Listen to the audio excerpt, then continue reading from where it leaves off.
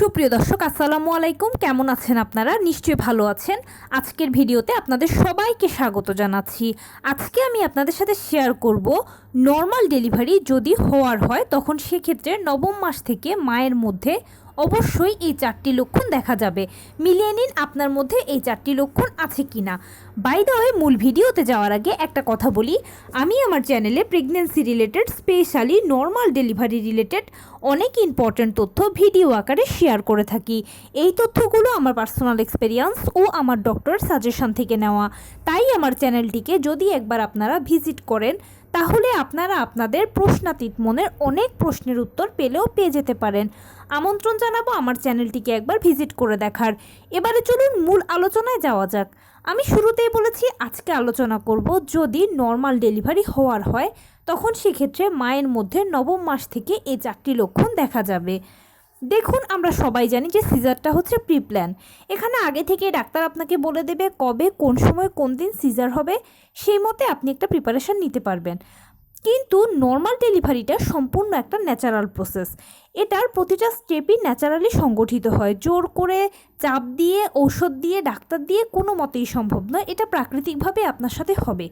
তাই এক্ষেত্রে অনেক সময় মায়েরা, বিশেষ করে যারা নতুন মা আছেন, তারা হঠাৎ করে যখন এই প্রসেসটা শুরু হয়ে যায় তখন আপনারা অ্যাডজাস্ট করতে গিয়ে একটু হুলস্থুল কাণ্ড ঘটে বা একটু হুলস্থুল ব্যাপার হয়ে যায়।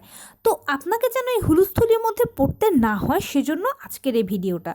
আপনি যদি নর্মাল ডেলিভারি আপনার হওয়ার হয় তখন সেক্ষেত্রে নিজের মধ্যে নবম মাস থেকে এই 4টি লক্ষণ দেখতে পাবেন। তো সেই লক্ষণগুলোর মধ্যে প্রথমেই হচ্ছে পেটে ব্যথা করা। মায়েরা নর্মাল ডেলিভারির পূর্বে দেখেন যে নবম মাস থেকেই পেটে ব্যথা করে, তল পেটে ব্যথা করে। তো তল পেটে ব্যথা করাটা এটা হচ্ছে প্রথম একটা লক্ষণ। দ্বিতীয় যে লক্ষণটা সেটা হচ্ছে ঘন ঘন প্রস্রাব পাওয়া। এ সময় মায়েদের যেটা হয় যে ঘন ঘন প্রস্রাব পায়, বারবার বাথরুমে যাচ্ছেন, হয়তো দেখা যাচ্ছে 2-1 ফোঁটা প্রস্রাব হচ্ছে, অথবা দেখা যাচ্ছে প্রস্রাব হচ্ছেই না, কিন্তু কন্টিনিউয়াসলি একটা চাপ আপনি ফিল করছেনই, থাকছেই।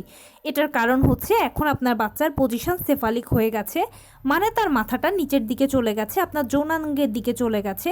সেই জন্য আপনার এরকমটা হচ্ছে ইউরিনারি ব্লাডারের উপরে চাপ পড়ার কারণে। তৃতীয় যে লক্ষণটা সেটা হচ্ছে, খেয়াল করবেন মাঝে মাঝে পেট শক্ত হবে, আবার পেট অটোমেটিক নিজে নিজে ছেড়ে দেবে। 24 ঘন্টার মধ্যে 2বার, 3বার, 4বারও হতে পারে। এটা হচ্ছে জরায়ুর কন্ট্রাকশনের একটা চিহ্ন।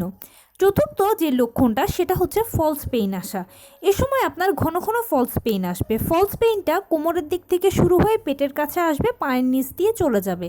খুব অল্প কয়েক সেকেন্ডের জন্য এই ফলস পেইনটা আসবে। এটা নর্মালি অনেকে বুঝতে পারেন বা অনেকে বুঝতেও পারেন না, কিন্তু নবম মাস থেকে এই ঘন ঘন ফলস পেইনটা আসে যদি নর্মাল ডেলিভারি হওয়ার হয়। যত সময় আগাবে এই প্রবলেমগুলো ততই আস্তে আস্তে আস্তে আস্তে বাড়তে থাকবে। আর এই প্রবলেমগুলোর মাধ্যমে, বা এটাকে প্রবলেম বলা যায় না, এই সিমটমসগুলোর মাধ্যমে আস্তে আস্তে আপনার নর্মাল ডেলিভারি প্রসেসটা একটা সময় দেখবেন শুরু হয়ে যাবে। তো এই ছিল আজকের ভিডিও। কেমন লাগলো বলুন? যদি ভালো লেগে থাকে তাহলে প্লিজ লাইক, কমেন্ট, শেয়ার করতে একদম ভুলবেন না। আর সেই সাথে আমার চ্যানেলটিকে সাবস্ক্রাইব করার বিনীত অনুরোধ রইল।